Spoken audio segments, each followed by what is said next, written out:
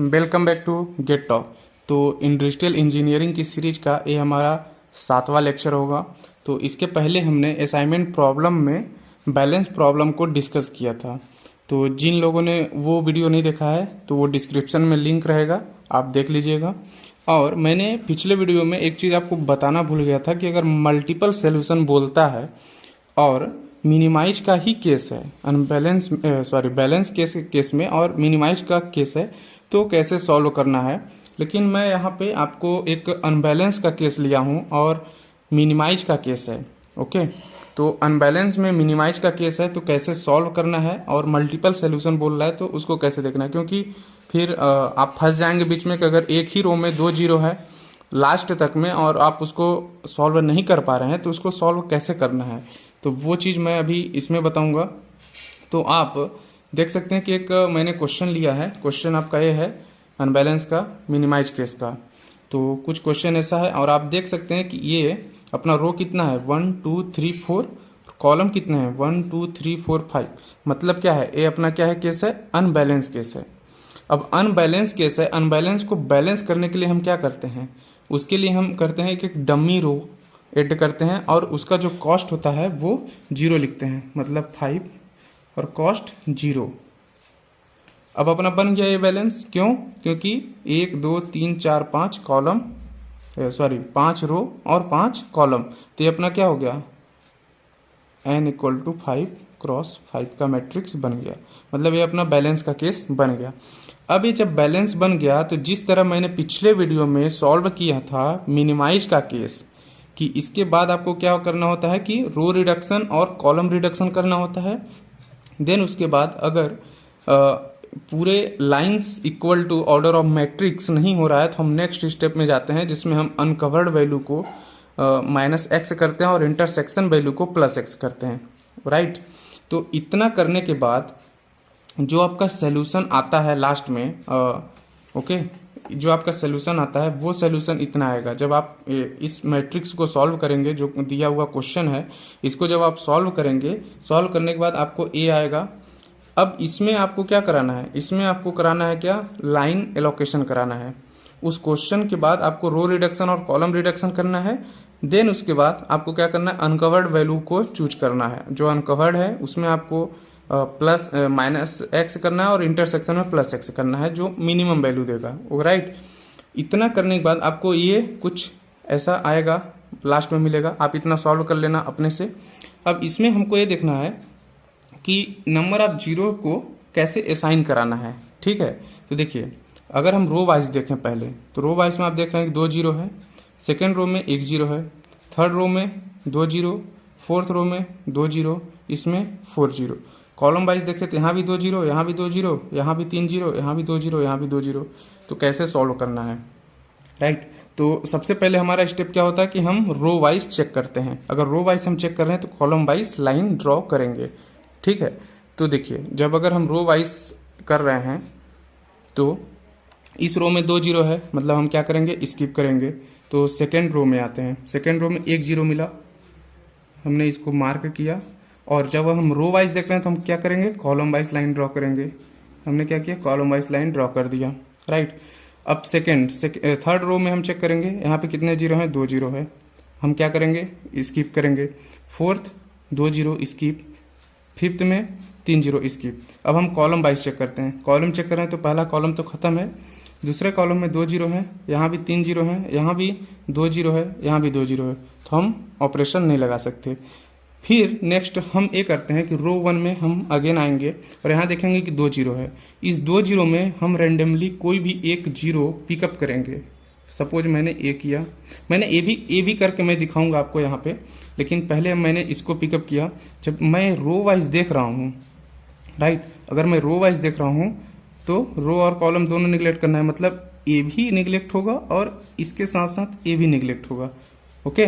अगर इसको मैं पिकअप किया, देन रोज चेक कर रहे हैं, फिर मैं सेकेंड रो को चेक करूंगा, कोई जीरो नहीं है। थर्ड रो को चेक करूंगा, 2 जीरो है।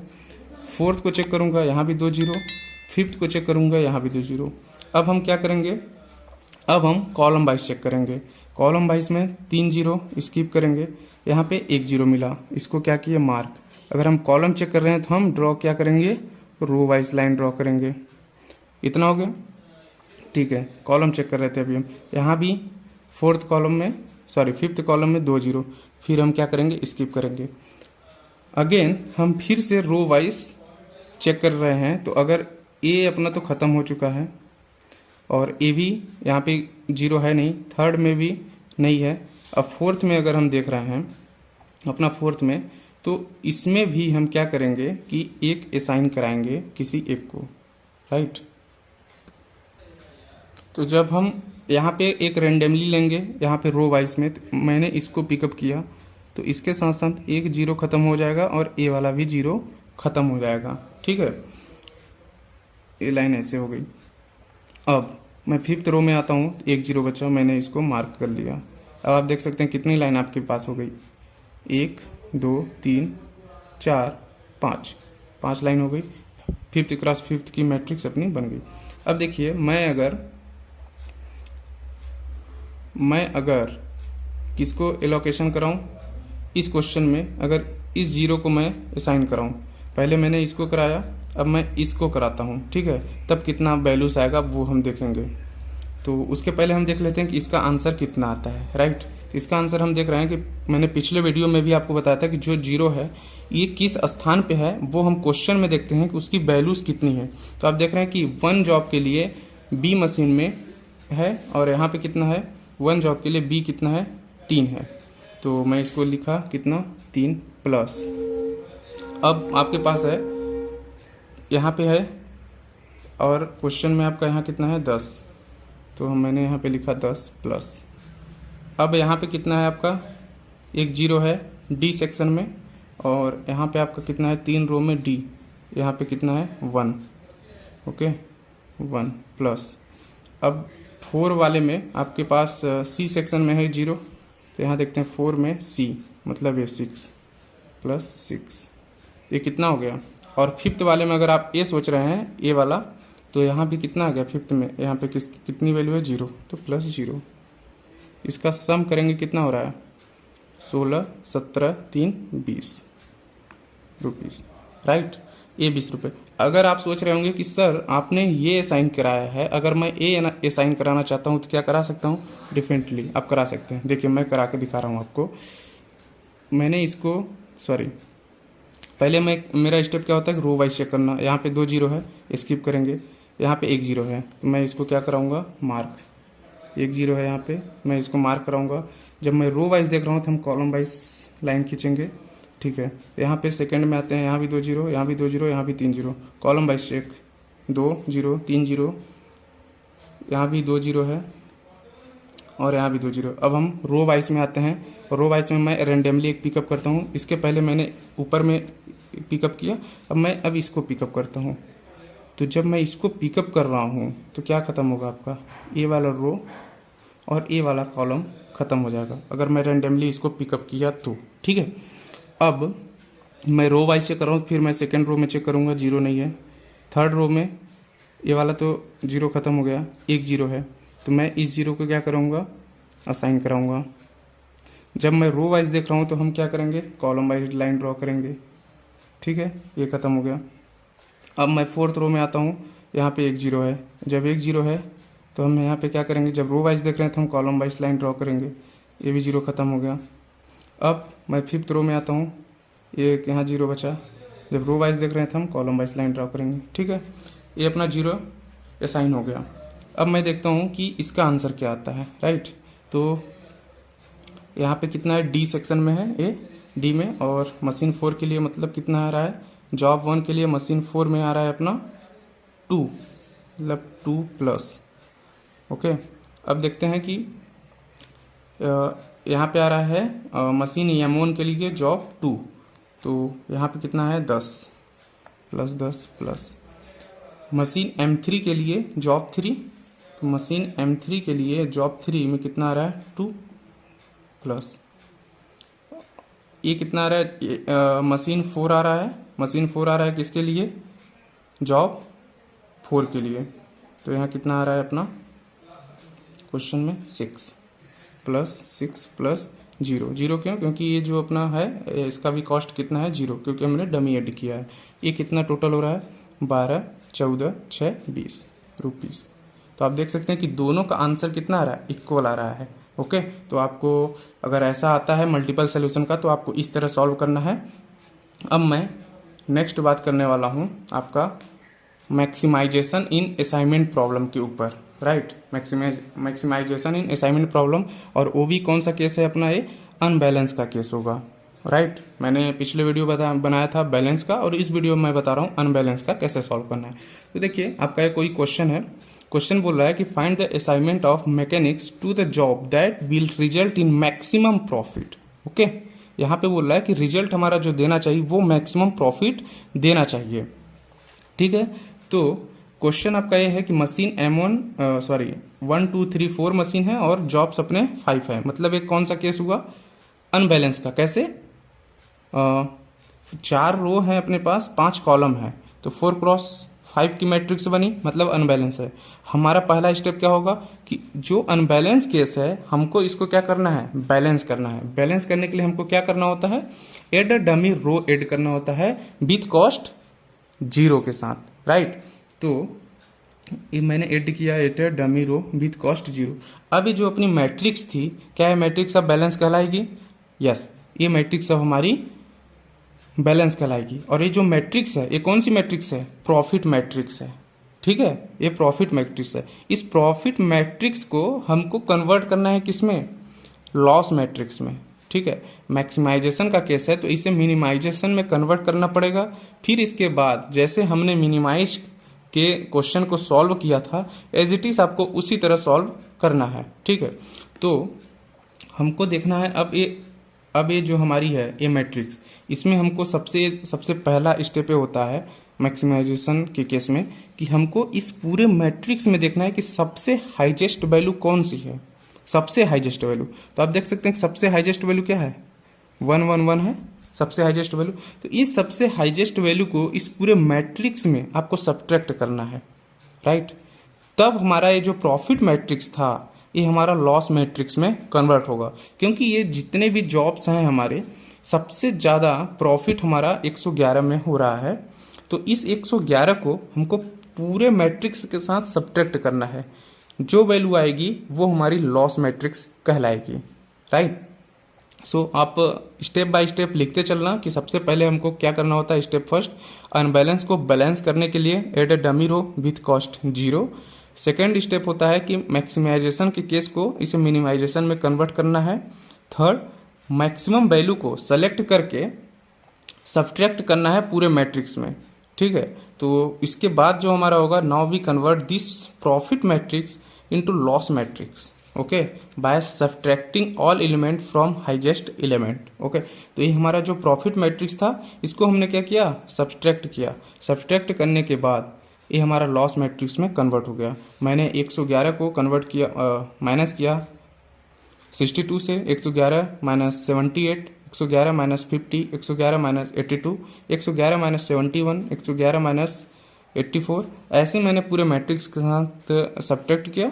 फिर हमारा ये जो मैट्रिक्स बना, ये हमारी मैट्रिक्स बनी क्या, लॉस मैट्रिक्स, राइट। अब ये जो हमारी लॉस मैट्रिक्स बनी है, ठीक है, इस लॉस मैट्रिक्स में हमको अप्लाई करना है row reduction and column reduction, जैसा हमने पिछले वीडियो में बनाया था कि मिनिमाइजेशन को केस को कैसे सॉल्व करना है, राइट। तो उस जैसे हमने रो रिडक्शन किया था एज इट इज आपको यहाँ भी row reduction and column reduction करना है। देखिए मैं रो वाइज देखता हूँ, तो रो वाइज में इस रो में सबसे स्मॉल वैल्यू 0, तो इस 0 को 49 से माइनस करना है, इस 0 को 33 से माइनस करना है, इस 0 को 61 से माइनस करना है, इस 0 को 29 से माइनस करना है। ओके, माइनस करने के बाद आपको रो रिडक्शन में लिखना है, ठीक है। सेकेंड रो में आते हैं। सेकेंड रो में सबसे स्मॉल वैल्यू हमारी कौन सी है, 27। थर्ड रो में सबसे स्मॉल 0, फोर्थ रो में सबसे स्मॉल 24, फिफ्थ में सबसे स्मॉल तो यही है।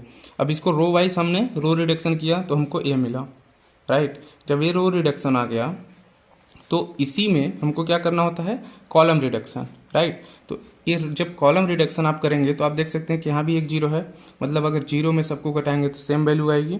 यहाँ भी एक 0 है, सबसे स्मॉल वैल्यू, ये भी वही आएगी। यहाँ भी जीरो है, वही वैल्यूज आएंगी, यहाँ भी जीरो है, वही वैल्यूज आएंगी, और यहाँ भी जीरो है। तो आप अपना टाइम सेव करने के लिए इसी मैट्रिक्स को दोबारा क्यों लिखेंगे, ठीक है, आपके पास इतना टाइम गेट एग्जाम में नहीं होता है। तो मेरा ये row reduction and column reduction, मतलब ये जो हमारी मैट्रिक्स है ये हमारी क्या है, कॉलम रिडक्शन है। कॉलम रिडक्शन करने के बाद हम चेक करते हैं कि ये जो मैट्रिक्स में हॉरिजेंटल और वर्टिकल लाइंस हम चेक करते हैं कि जो हमारी जितनी क्रॉस की मैट्रिक्स है क्या उतने ही क्रॉस के हमारे हॉरिजेंटल लाइन और वर्टिकल लाइंस मिल रहे हैं। अगर मिल रहे हैं तब हम नेक्स्ट स्टेप नहीं जाएंगे, अदरवाइज मैं नेक्स्ट स्टेप पे मूव करूंगा। ओके, तो चलिए हम जीरो को पहले असाइन करा के चेक करते हैं कि हमारे जो मैट्रिक्स हैं वो क्या है। तो मैं यहाँ पे रो वाइज में चेक कर रहा हूँ, तो रो वाइज में मैं चेक कर रहा हूँ तो क्या आ रहा है, ये जीरो मिला। इस जीरो को जब रो वाइज चेक किया तो कॉलम वाली लाइन हम ड्रॉ करेंगे, तो हमने कॉलम वाली लाइन ड्रॉ कर दिया। सेकेंड रो पे आते हैं, एक जीरो है यहाँ पे, सेलेक्ट करेंगे और हम फिर क्या करेंगे, कॉलम वाइज लाइन ड्रॉ करेंगे। और थर्ड रो में आ रहे हैं, एक जीरो है, इसको असाइन करेंगे, फिर हम क्या करेंगे, कॉलम वाली लाइन ड्रॉ करेंगे, क्योंकि हम रो वाइज अभी चेक कर रहे हैं, राइट। तो 4 रो पे आते हैं, यहाँ जीरो नहीं है। फिफ्थ पे आते हैं, 2 जीरो हैं, मतलब स्किप करेंगे। अब हम कॉलम वाइज चेक करें, जब हम कॉलम वाइज चेक करें तो एक जीरो है, कॉलम वाइज चेक करते हैं तो हम रो वाइज लाइन ड्रॉ करते हैं, राइट। अब ये कॉलम खत्म है, ये कॉलम खत्म है। अब अपने देखिए लाइन कितनी बनी, अपनी लाइन बनी है 1 2 3 4, लेकिन अपनी मैट्रिक्स कितने क्रॉस की है, 5 क्रॉस 5 की, मतलब 4 डज नॉट इक्वल टू 5, मतलब capital N does not equal to small N, मतलब ऑर्डर ऑफ मैट्रिक्स जितनी है वो इक्वल नहीं है हॉरिजेंटल एंड वर्टिकल लाइंस की, राइट। तो इसके बाद हमारा नेक्स्ट स्टेप क्या होता है, अनकवर्ड वैल्यूज को चूज करना। तो देखिए अब जो हमारी अनकवर्ड वैल्यू कौन कौन सी हो गई, 49, 29, 13, 25, 24, 30, 39 और 7। तो इसमें अनकवर्ड वैल्यू में हमको सेलेक्ट क्या करना होता है, एक्स मीन्स सबसे स्मॉलेस्ट वैल्यू अनकवर्ड में से सबसे स्मॉलेस्ट वैल्यू क्या है, 7। तो इस 7 को हमको पूरे अनकवर्ड के साथ सब्ट्रैक्ट करना है और जितने इंटरसेक्शन है वहां पे हमको क्या करना है, प्लस करना है 7 को, राइट। मतलब अनकवर्ड माइनस एक्स और इंटरसेक्शन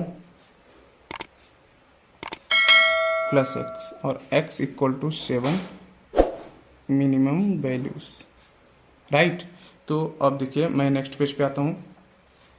अब अपने को यहाँ पे जो आप क्वेश्चन एक बार देख लीजिए, आप माइनस और प्लस करिए सभी जगह। तो आप देख सकते हैं कि मैंने 7 को सब्ट्रैक्ट किया है, 49 में 7 को सब्ट्रैक्ट करेंगे 42 आएगा, और 33 ये लाइन ऑलरेडी ड्रॉ हो चुकी है तो ये एज इट इज रहेगा। और जहाँ पे इंटरसेक्शन है आप देख सकते हैं 0, यहाँ भी इंटरसेक्शन है, यहाँ भी 0 है, यहाँ पे 7 7 7 हमने प्लस कर दिया। अब जो ये आया है इसमें हम क्या कराएंगे, नंबर ऑफ जीरोस को असाइन कराएंगे, राइट। तो देखिए रो वाइज अगर हम चेक कर रहे हैं तो इस रो में एक जीरो है, मैंने इसको असाइन कराया, ठीक है, इसको असाइन कराया। जब रो वाइज हम देख रहे हैं तो कॉलम वाली लाइन ड्रॉ करेंगे, हमने ड्रॉ कर दिया।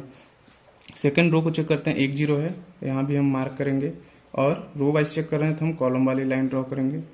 थर्ड रो पे आते हैं, यहाँ पे एक जीरो है, इसको भी असाइन कराएंगे और हम कॉलम वाली लाइन ड्रॉ करेंगे। फोर्थ रो पे आते हैं, यहाँ भी एक जीरो है और हम कॉलम वाली लाइन ड्रॉ करेंगे। फिफ्थ पे आते हैं, यहाँ भी एक जीरो है। अब आप देख सकते हैं कितनी नंबर ऑफ लाइंस हुई, 1 2 3 4 5 लाइंस, और कितने क्रॉस की मैट्रिक्स है आपकी, 5 क्रॉस 5 की। कैसे, 1 2 3 4 5 कॉलम, 1 2 3 4 5 रो। तो अपना क्या हुआ, capital N equal to small N, ठीक है, order of matrix equal to number of lines. Okay, तो इसके बाद आपको क्या करना होता है कि जहाँ जहाँ पे हमारे जीरो एलोकेट हुए हैं वो चीज़ हमको देखना होता है क्वेश्चन में, राइट। तो क्वेश्चन में हमको देखना है, देखिए यहाँ पे हुआ है कि जॉब डी के लिए मशीन M1 में जॉब डी के लिए कितना है। तो आप देखिए मशीन M1 में जॉब डी के लिए कितना है अपना, 111। तो आप यहाँ पे क्या लिखिए, 111 प्लस।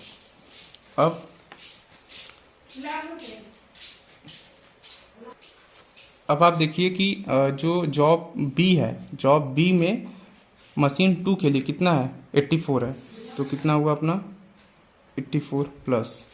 तो आप देखिए थर्ड रो में जॉब सी के लिए M3 में कितना है, यहाँ पे जॉब सी के लिए M3 111 है। तो 111 प्लस। नेक्स्ट 4 रो में जॉब ई मशीन 4 जॉब ई कितना हुआ 80 प्लस। यहाँ पे कितना है 0, यहाँ पे कितना है 0। ओके, तो ये 0। तो आप अगर ऐड करेंगे कितना आएगा आपका 386 रुपीज़ आएगा। ये होगा आपका आंसर। तो ये हमारा केस था किसके लिए, मतलब हमको ये 386 क्या बता रहा है, हमको इतना मैक्सिमम प्रॉफिट मिलेगा। ठीक है, तो जो भी प्रॉफिट वाला केस है कि मैक्सिमम प्रॉफिट बोल देता है, तो आपको सबसे पहले क्या करना है कि सबसे हाईएस्ट वैल्यू को लेना है और उसको पूरे मैट्रिक्स के साथ क्या करना है, सब्ट्रैक्ट करना है।